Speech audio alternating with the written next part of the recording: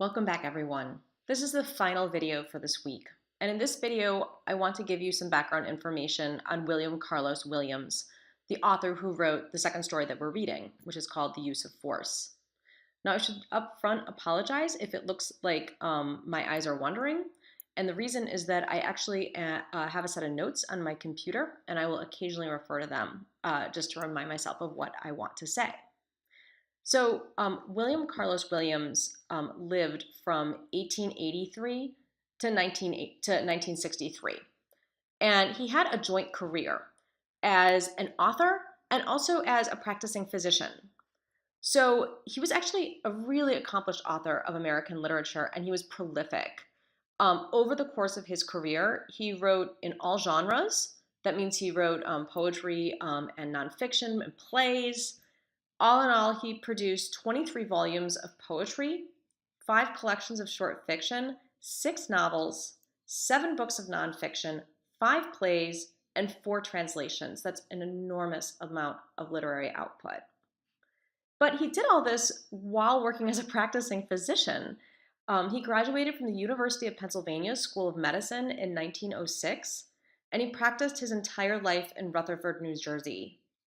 And he felt ultimately that his writing and his medical practice were complementary. And he even said, and this is a quote, "As a writer, I have been a physician, and as a physician, a writer."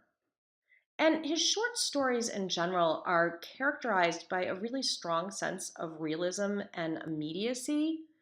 When you read works of fiction, they do not always appear to be believable or probable. Obviously, if you read something like a work of science fiction or fantasy, it may not seem like something that could happen in real life. That's not the case with William Carlos Williams' stories. As a reader, you enter into his stories imaginatively and you understand these characters' psychologies and their histories and their environments. And I think one of the reasons might be in part that his short stories were derived from his own experiences, or they're based on his own experiences. As a result, they frequently deal with poverty and suffering, often involving immigrants who lived along the banks of the Passaic River in northern New Jersey, where he practiced. Um, and I think that that may be part of the environment that we're dealing with in his story, The Use of Force, although we're not really given a ton of information on the family that he goes to see. So I want to give you a little bit of background information on this short story that we're reading, The Use of Force. The story was published in the November to December 1933 issue of Blast magazine.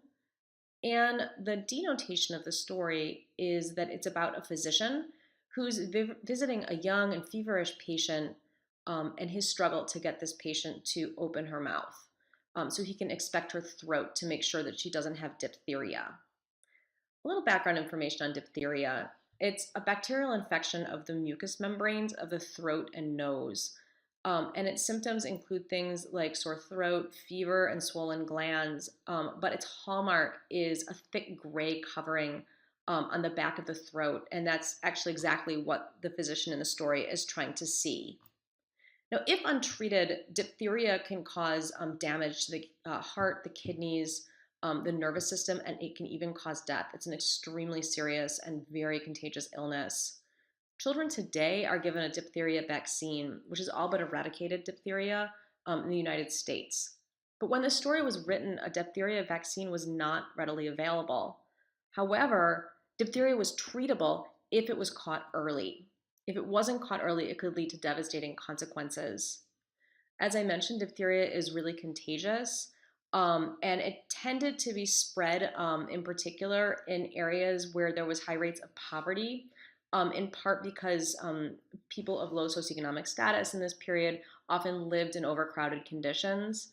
And it also happened to spread very quickly among children, so like children in school settings, which are oftentimes fairly crowded where we're in the same environment. So that's the background. I'm really interested in this story for a couple of reasons. One is that this story strikes me as turning on two really intertwined struggles. The first is a struggle between life and death, and the second one is the way that that struggle gets filtered through a struggle between control and loss of control.